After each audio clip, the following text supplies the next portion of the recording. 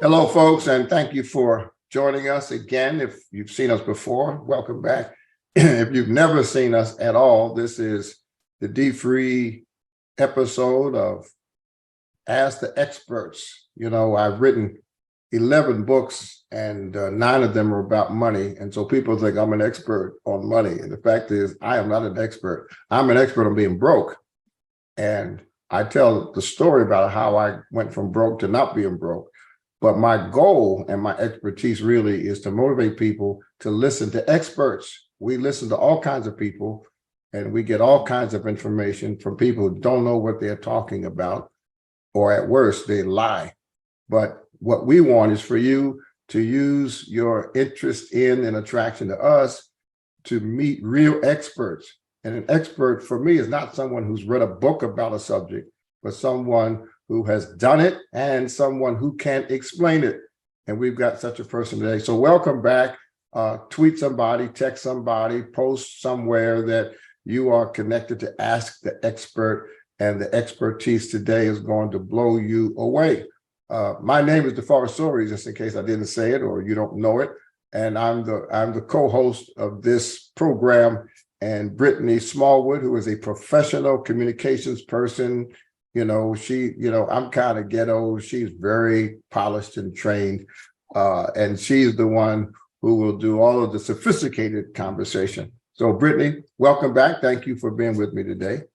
Oh, hey, Dr. Stories. I am so excited to be here with you today. Our guest is absolutely amazing. She is a powerhouse, and I'm really excited to bring her on so that she can describe just her journey from being an award-winning broadcaster to now being an award-winning real estate broker. So I'm really excited.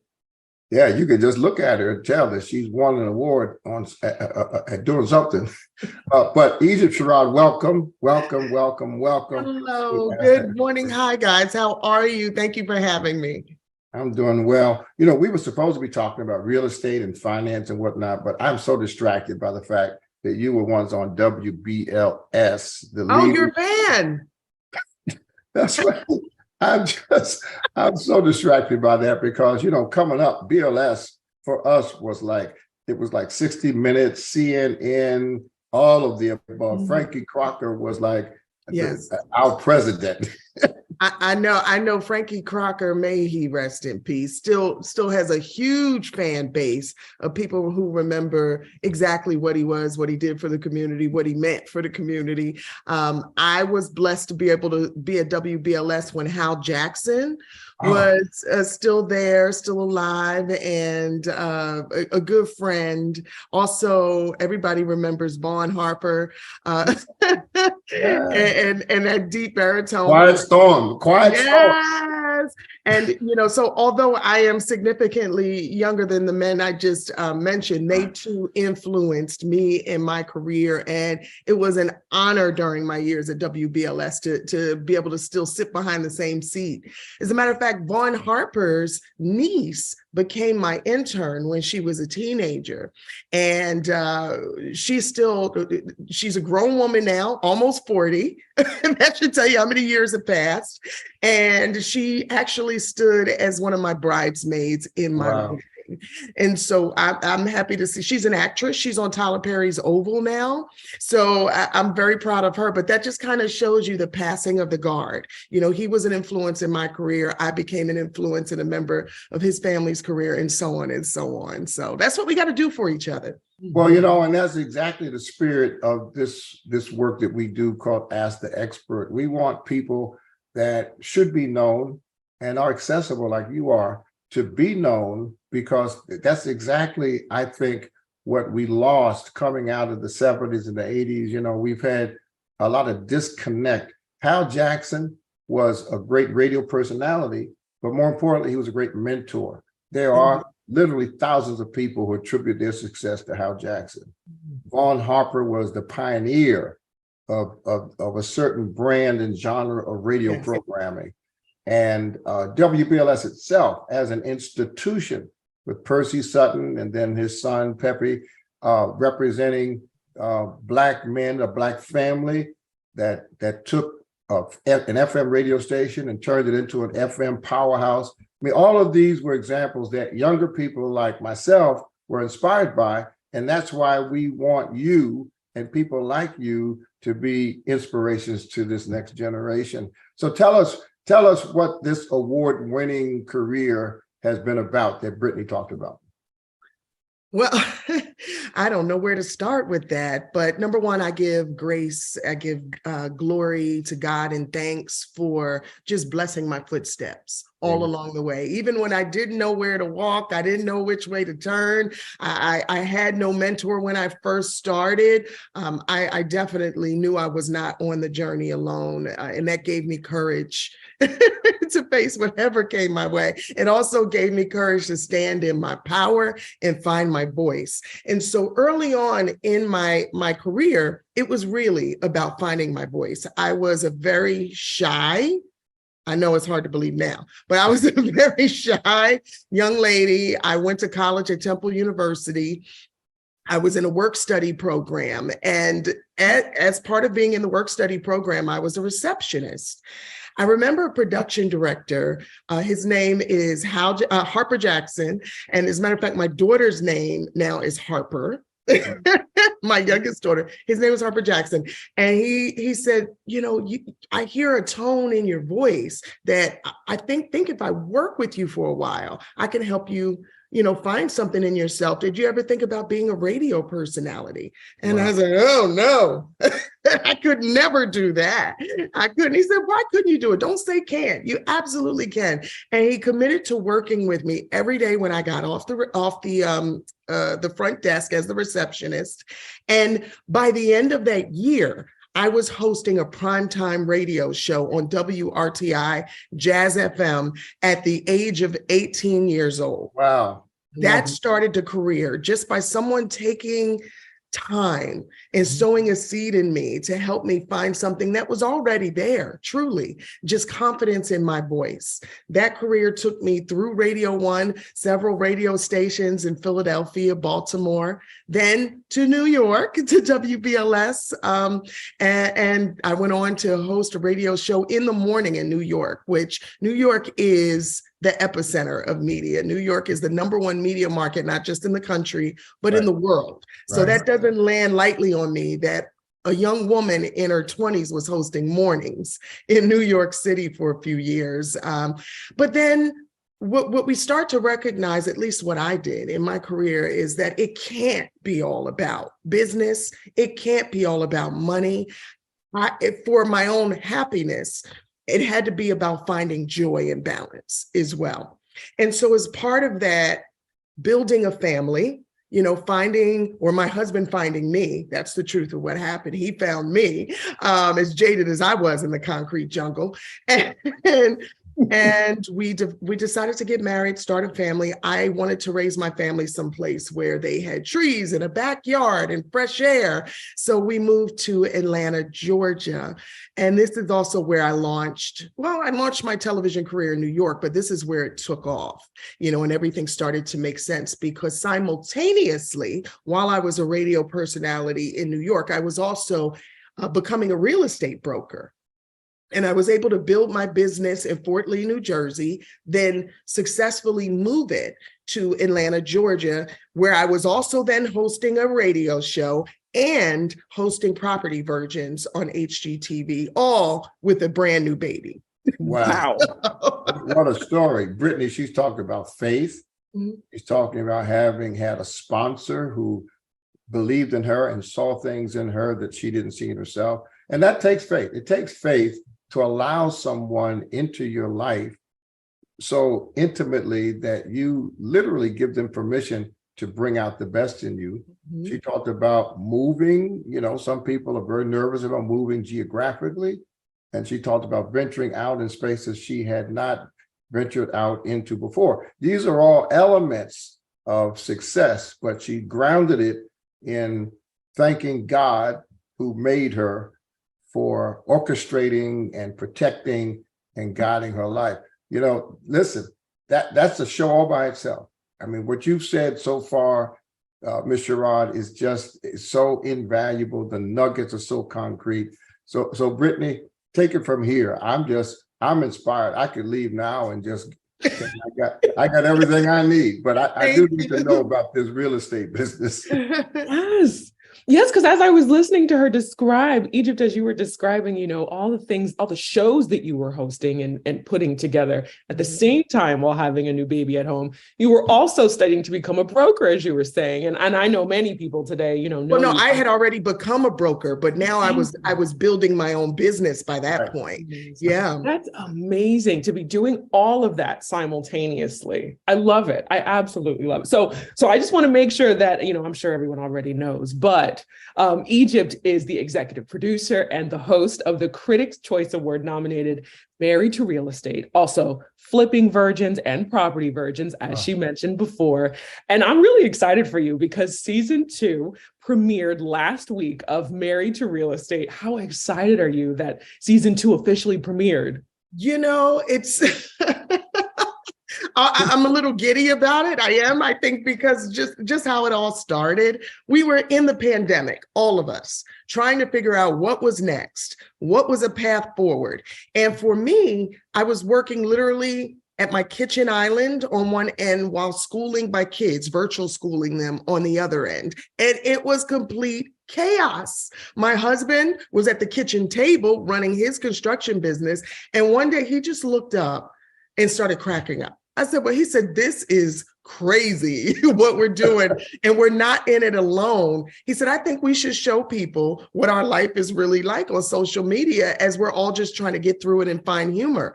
So it was his idea to shoot our life and our business. And then we decided, after posting it on social media and getting, so much response and people really enjoying the transparency, we decided to, shoot a sizzle reel.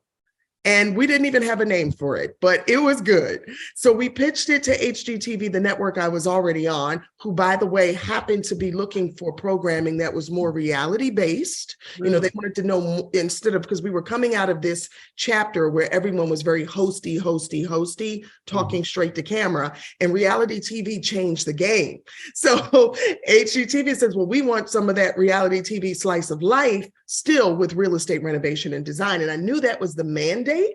So in presenting it to them, they said, this is hysterical. It's relatable. This is every family in America. The way you guys do it and make it look seamless, even though we know it's not. Let's see if there's something here. So I was able to partner up with a production company who had, incredible awards, who had already been doing it very successfully. They produced, you remember the show T.I. and Tiny's Family Hustle that ran for years. They produced it, 51 Minds. And as production partners together, we were able to create what is now known as Married to Real Estate. In our second season, first season was blockbuster with over 19 million viewers. And it all started at our kitchen island and an idea from my husband. That is incredible. Love it. But I've been intimidated just by the thought of reality TV in your kitchen. Are you telling me that you've got cameras all over your life following you around? Not quite. See, that's the great thing about having a seat at the table, being one of the executive producers of the show is, number one, I can safeguard my family. Okay. Make sure that the narrative about our business and our family is exactly who we are, not someone's picture of who we are or who they think we should be. And furthermore, we have children here. So we don't just put cameras everywhere. This is work, and we have set hours that we work. Our children go to school. Right. So they're not here on a daily basis. And most of the show, as you see, is out in the field working on clients' homes. My husband being a builder, I'm a designer and a real estate broker. And so we merged our businesses together into a one-stop shop now where you can come to for real estate renovation and design. And you see us turn homes into folks' dream homes. That's what we do. And the cameras follow our business. It's like we're living our life. And they show up. to our life. And there's natural, organic drama and challenges that we face on a daily basis that, you can watch us figure out. It's not manufactured drama. We don't have random cameras posted all over our house, but they do, we do welcome America into our home and family as well, because what we hope everyone takes away from watching Married to Real Estate is seeing a healthy relationship with a couple that truly loves one another. And every day we're making a choice to get up and put in the work to stay married. We've been together 18 years. We have 3 beautiful daughters, and that we can do good business together. Yeah, and you're making money, and money is important. We challenge people to manage the money they have, make good spending decisions. But at the end of the day, people need to know, especially in inflationary periods like this, how to increase their income. Now, what you should know about us is that one of the ways we have motivated people to consider increasing income is by buying, fixing up, and selling houses. Mm-hmm. One, because I've made a decent amount of money doing that.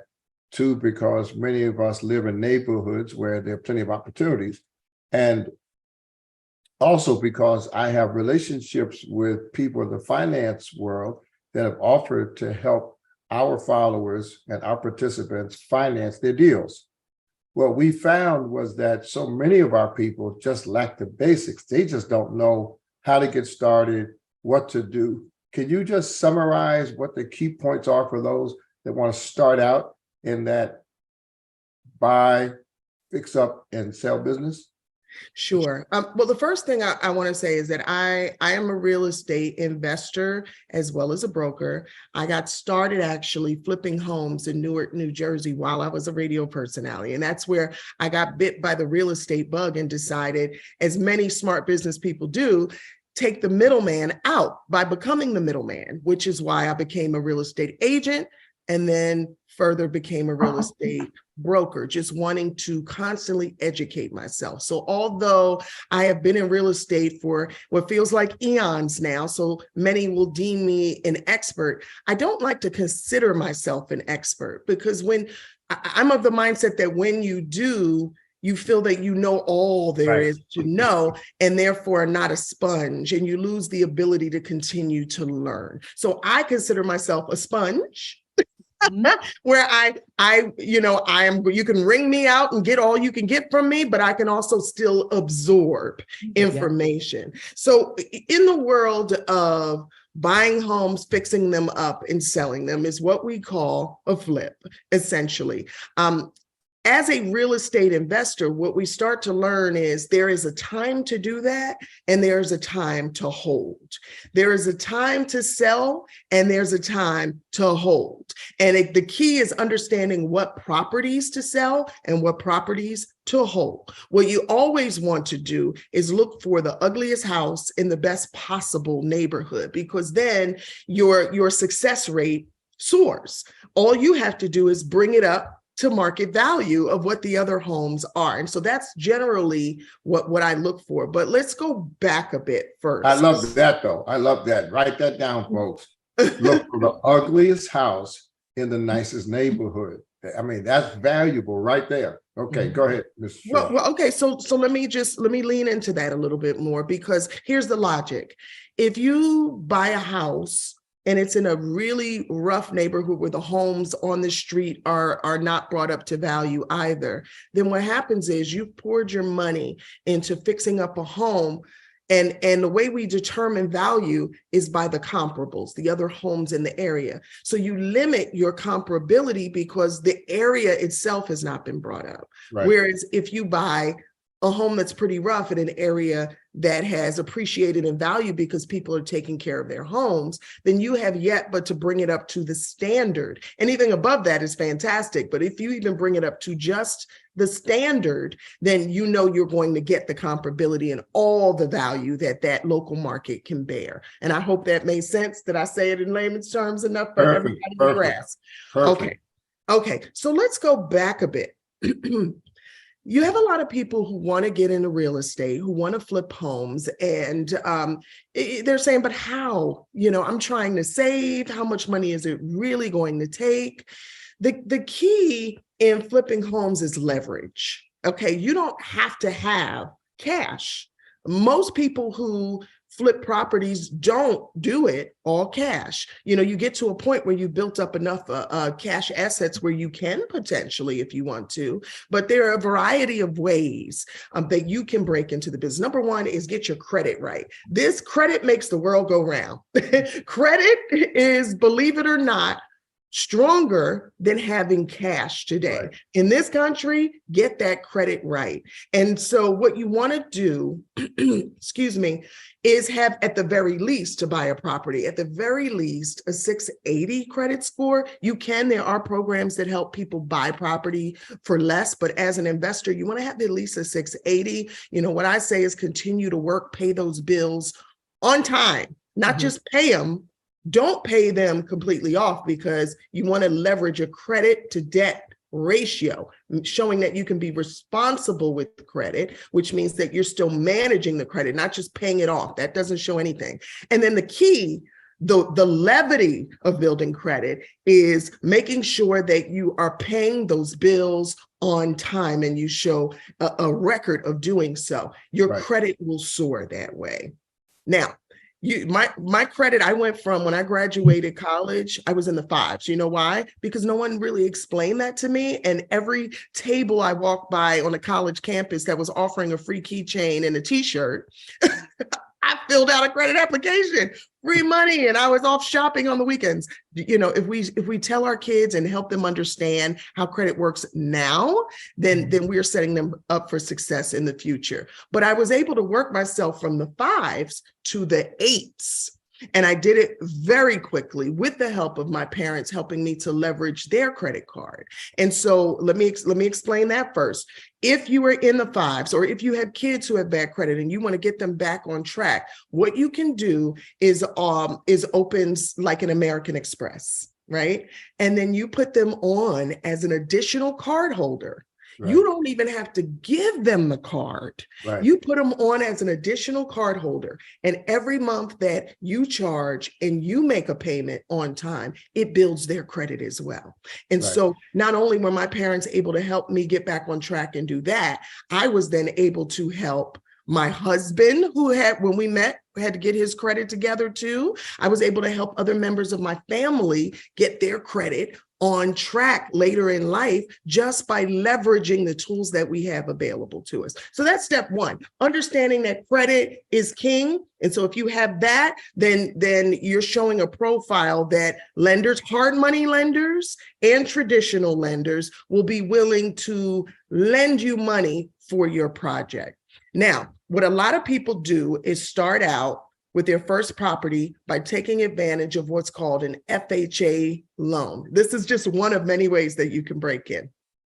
FHA loan is a government secured loan that only really requires for you to put about 3.5% down. You can put more, but by putting only 3% down, let's just say you're not cash heavy and you're just getting started and you're saying, I can buy a house for $200,000, Egypt. Well, then all you put down is what? Do the math on 3%, $6,000. So that's a lot more attainable than you saying, I have to flip a house. I want to flip a house and I have to do it, I have to come up with $100,000. Now, if you use that technique though, there's something to understand. They also have rules, because with an FHA loan, they expect that you're going to live in that property. So that's why it may work for you for only your first property, because that means that that's the only property that you own, that's your primary. And that's what you're saying. And some people would say that's unethical, Egypt, but you know what? It's not unethical if you don't own a property and this is your first property, and that's what the loan is designed to do. But you do have to hold onto it for a certain period of time. And so you have to decide if that strategy is right for you to get in. Another thing you can do is take out a hard money loan. Now, I have done hard money loans on the flips, and now I've done more than 66 flips. But I've done hard money loans. I personally don't like them. But I have gotten to the point now where I do have the cash to be able to operate totally cash, or I have investors. So I'm using other people's money to flip a property and giving them a small percentage. So let's look at that. I'm sorry, I can talk, guys. So stop me here if you have more questions. Oh, this is great. Keep We going. invited you to talk. We didn't invite you to smile. So if we're talking about leveraging other people's money to fund your fix and flip projects, then that is how a lot of people get started as well. Right. What they'll do is develop a business plan, and anything in life to me requires a business plan. I make a business plan for going to the supermarket. Right. My business plan for staying on budget is I write down exactly what I need and I stick to it. Okay. So right. So I say have a business plan, and you're especially going to need to create one. And nowadays you can have but just a Google to get a template for creating a business plan. But other people's money is going to your sphere of influence, your circle of influence around you, and saying, here's a home that I've identified. All right, that's number one. You've identified it. I've checked it out and I've assessed how much work needs to go into bringing it up to market. Here are the quotes I got on it. Now, I've also sat down with a real estate professional and I got the comparables in the market of what the after reno value, we call that ARV, what the after reno value is going to be if and when I bring the home up to market, meaning having done all the repairs. So you can see now that what I purchase it for, what I put into it, and what the after rental value is going to be. And what you want to do is make sure that that profit margin is there, because that's the only way you're going to be able to secure private investors and use other people's money. And then you have to give them their value proposition, which is how much are they going to get out of it? What's their percentage if they lend to you? Okay. But you got to start somewhere. So don't shy away from this. Even if you're only able to get 5-10,000 from one, 5-10,000 from another, 5-10,000 from another. But that's how a lot of investors start their first property and build the nest egg, the cash to be able to continue. Well, we've started at D-Free something called REIN, REIN, Real Estate Investor Network. Mm-hmm. We've got about 250 members, and we're going to expose them to all of your teaching. Mm-hmm. Because not only do we have instruction, but we have a lender that's in partnership with us that will lend to all of our people that have a deal that makes sense. That's fantastic. So, the more we can expose them to the reality that this is possible. And listen, you started in the Northeast, Atlanta and southern states are a little easier, but you started in the toughest real estate market in the country. I did. And the most expensive real estate market in the country. So folks, if Ms. Sherrod could do it, you certainly can do it. And I want you to take this very seriously. You can go to dfree.com and you'll find information on REIN, REIN. There's instruction, there's inspiration. We're going to put much of what Ms. Sherrod just said on the website. And then we have a lender who, if the deal makes sense, in 25 states, this lender will help you by financing your deal. Brittany, what else does Egypt Sherrod bring to our membership and our followership and viewership that they need to know about? Let's find out. Besides, I was going to say, Egypt, it's so beautiful how you were talking about, how you and your husband intentionally, make plans about how you want to really come across on the screen. And I must tell you, it's really beautiful watching you and your family and your mom all together. It's really nice. And you mentioned that you're actually creating a podcast right now with your husband, right? I think you already started it. Am I correct? We created it, and we've now we've run 3 episodes. It's called Marriage and Money with Egypt and Mike. And we bring everything to the table. We're like an open book as in regards to what we have learned about relationships, marriage, what's worked for us, what hasn't. But really, our motivation for creating the podcast, I mean, listen, everybody has a podcast. So it's like, we're not inventing anything new, but what we are doing is building on our current platform and being our authentic selves.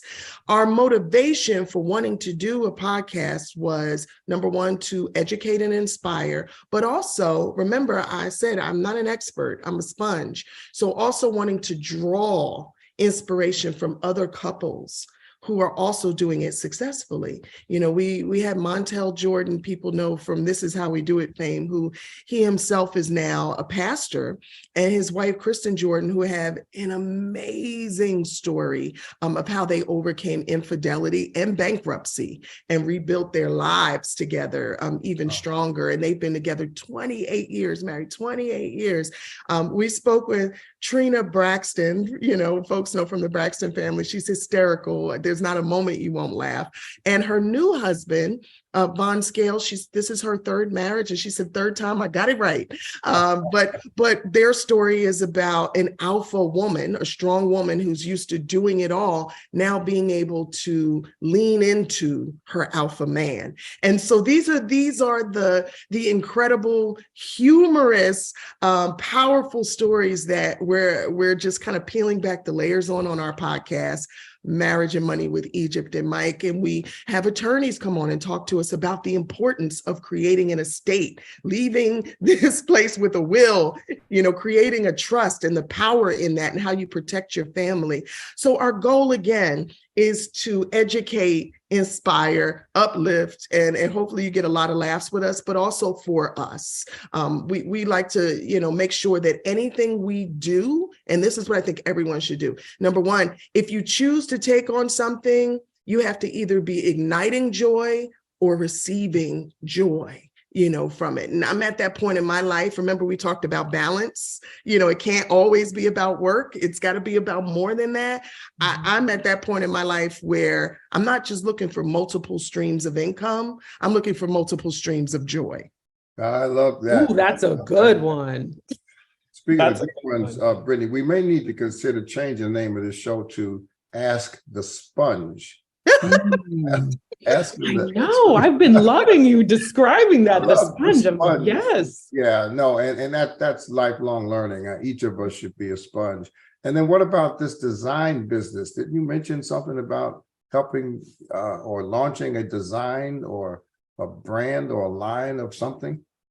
Well, design has become a natural evolution of my career, just living, being, breathing, you know, in the real estate space.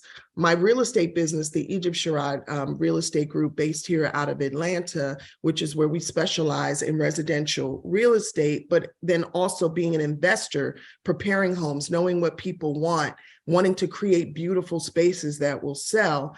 And then being on HGTV, it was a natural migration to create a real estate renovation and design firm with my husband being a contractor. And so now that's what we're doing on Married to Real Estate. You see us merging the businesses and the nuances that come with that. However, as part of my design business, for a while, I have been working on my own home furnishing and decor line called Indigo Road. And now we're preparing the soft launch, which you're going to see hit shortly. We just announced that, with the hard launch being this fall, where you can actually buy my goods in stores. And I'm super excited about that because it's kind of been in the background of everything else. I've been working on it for a few years. So to see it all really come together and just manifest, you know, itself, it's very rewarding and fulfilling. Yeah. That is wonderful. You know, I said in a sermon a couple of years ago that the most dangerous person in the world, in my mind, is a person who's bored. Because if you're bored today, it means that you've missed all of the opportunities. You've not paid attention to all of your potential. You've stopped dreaming. And there's one thing we can say about Egypt Sherrod: she is not bored. You don't exude a second of boredom at all anywhere in your life. And that's great. That is absolutely great. But I could use a vacation. I could use a vacation. I'm going to take one. I'm taking a vacation. Yeah, take it. But I want to commend you and your husband for working together as a team I want to commend you for not just following your dreams, but allowing yourself to imagine and then letting your imagination expand your reality. And most importantly, I want to thank you for taking the time to be with people like we're just community folks helping folk around the country, trying to do exactly what you said: avoid excessive debt, pay your bills on time, and live within your means so that you can have the capacity financially to do the kinds of things you talked about. So thank you for hanging out with us for this time. We're going to send as many people as we can to your podcast, to your TV show, and to your furniture line. Yes, thank you so much. So that's Egypt Sherrod Real Estate Group. We again are merging into the Indigo Road Design House. Indigo Road is my home furnishing line, which you'll see start hitting stores soon. And the podcast is Marriage and Money with Egypt and Mike, available on Amazon, Google Podcasts, Spotify. But you want to watch it because it's also a podcast on YouTube, and it's loads of fun. We really are enjoying ourselves. But this has been such a treat and a pleasure, guys. I'm honored. Thank you for asking me to be your guest. Absolutely. Brittany, this has been just amazing. It has been, Egypt. It has been absolutely wonderful. You said your goal is to uplift and bring joy, and you've done absolutely that. So thank you so much for joining us today. Thank you. So folks, listen to us again. Look out for email. Go to the website, dfree.com, find out when we're going to have our next Ask the Sponge episode. And we've got some more sponges coming. We'll call them experts, but we'll have to declare them as sponges. Thank you so much for joining us. Until next time, you pray for us and we'll pray for you.